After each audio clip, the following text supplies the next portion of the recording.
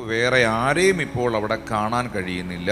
അവൾക്കിപ്പോൾ യേശുവിനെ മാത്രമേ കാണാൻ കഴിയുന്നുള്ളൂ. ഇതൊരു മൊമെന്റ് ആണ്, ഇതൊരു ടൈമിംഗ് ആണ്, ഇതൊരു സമയമാണ്. നമ്മുടെ ചുറ്റുമുള്ള എല്ലാ കാര്യവും നമ്മൾ മറന്ന്, നമ്മുടെ ചുറ്റുമുള്ളവരെ മറന്ന്, നമ്മുടെ ചുറ്റുപാടുകൾ മറന്ന്, നമ്മുടെ പ്രസന്റ് സിറ്റുവേഷൻ മറന്ന്, നമ്മുടെ ഫ്യൂച്ചർ മറന്ന്, എല്ലാം മറന്ന് എങ്ങനെ നോക്കിയാലും യേശുവിനെ മാത്രം ഞാൻ കാണുന്ന, എൻ്റെ രക്ഷകനെ, എന്നെ സഹായിക്കുന്നവനെ മാത്രം ഞാൻ കണ്ണു മുൻപിൽ ഹൃദയത്തിൽ കാണുന്ന ടൈമാണ്. The time is the time of salvation. അത് രക്ഷയുടെ സമയമായി കാണുകയാണ്. ദൈവത്തിൻ്റെ കൃപ പാപിയെ പാപ സ്വഭാവങ്ങളിൽ നിന്ന് പുറത്തു വന്ന് പുതിയൊരു ജീവിതമുണ്ടാകുവാൻ സഹായിക്കും.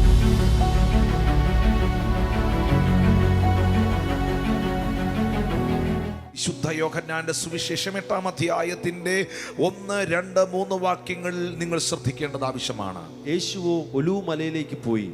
അതികാലത്ത് അവൻ പിന്നെയും ദേവാലയത്തിൽ ചെന്നു.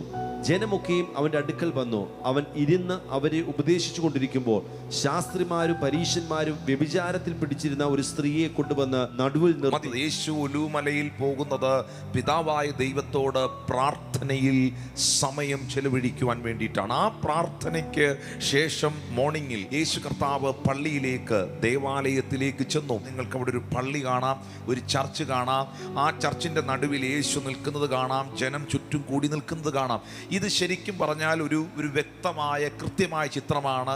ഇപ്പോഴും ഇങ്ങനെ തന്നെയാണ്. 2 or 3 പേർ എൻ്റെ നാമത്തിൽ എവിടെ കൂടിയാലും അതിൻ്റെ മധ്യയിൽ ഞാനുണ്ട്. ജനത്തിൻ്റെ നടുവിൽ, സഭയുടെ നടുവിൽ, അതിൻ്റെ മധ്യയിൽ ഞാനുണ്ട് എന്നാണ് യേശു കർത്താവ് നമുക്ക് വാഗ്ദത്തം നൽകിയിരിക്കുന്നത്. 3-ാം വാക്യത്തിൽ രേഖപ്പെടുത്തിയിട്ടുണ്ട്, ശാസ്ത്രിമാരും പരീശന്മാരും വ്യഭിചാരത്തിൽ പിടിച്ചിരുന്ന ഒരു സ്ത്രീയെ കൊണ്ടുവന്ന് നടുവിൽ നിർത്തി. അപ്പം നമുക്ക് മനസ്സിലാക്കാൻ കഴിയുന്നുണ്ട്, അവളെ കൊണ്ട് നടുക്ക് നിർത്തണമെങ്കിൽ യേശു കർത്താവ് ഏതെങ്കിലും കോർണറിലല്ല ഇരിക്കുന്നത്.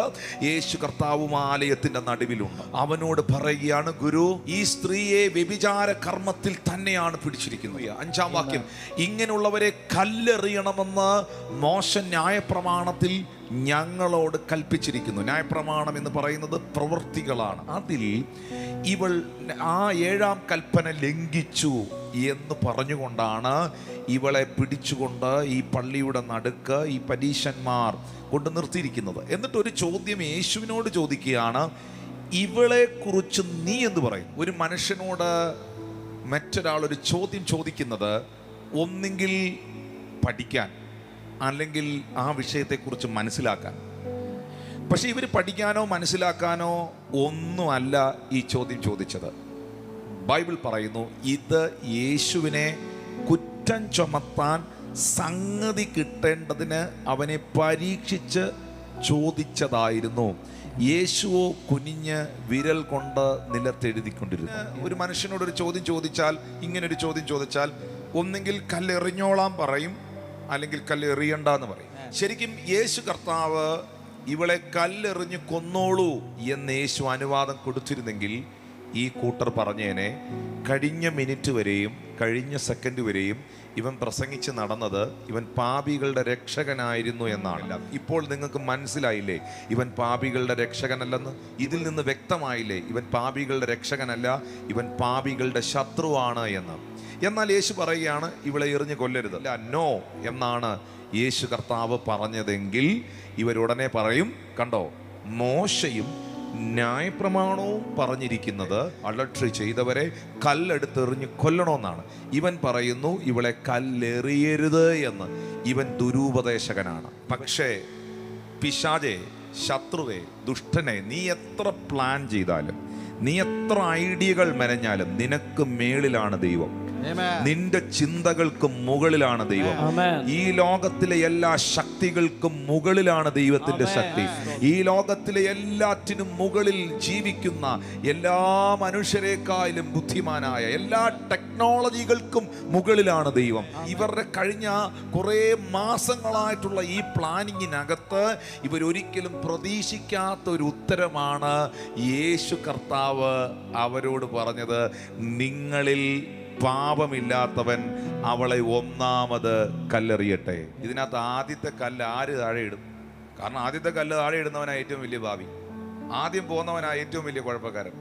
അപ്പോൾ അതൊരു ഇൻസൾട്ടാണ്. ഞാൻ മനസ്സിലാക്കിയ ഒരു കാര്യം, ശത്രുക്കൾക്ക് പോലും ഒരു മാനസിക ബുദ്ധിമുട്ടുണ്ടാക്കാത്തവനാണ് യേശു. മനസാക്ഷിയുടെ ആക്ഷേപം ഹേതുവായി മൂത്തവരും ഇളയവരും ഓരോരുത്തരായി വിട്ടുപോയി.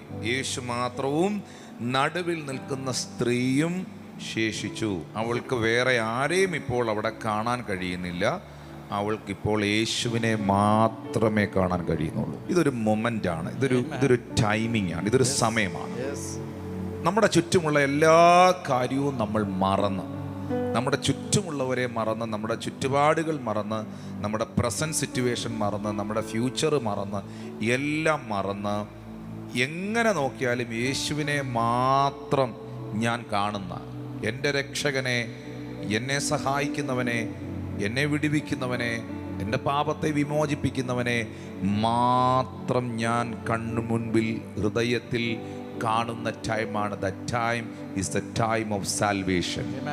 ആ സമയമാണ് രക്ഷയുടെ സമയം കൊടുത്തത്. യേശു മാത്രവും നടുവിൽ നിൽക്കുന്ന സ്ത്രീയും ശേഷിച്ചു എന്നവിടെ ഇരിക്കുമ്പോൾ ഞാൻ ആ അവസ്ഥയെ, ആ സാഹചര്യത്തെ, that's A time of salvation, അത് രക്ഷയുടെ സമയമായി കാണുകയാണ്. ദൈവത്തിൻ്റെ കൃപ പാപിയെ പാപ സ്വഭാവങ്ങളിൽ നിന്ന് പുറത്തു വന്ന് പുതിയൊരു ജീവിതമുണ്ടാകുവാൻ സഹായിക്കുന്നു.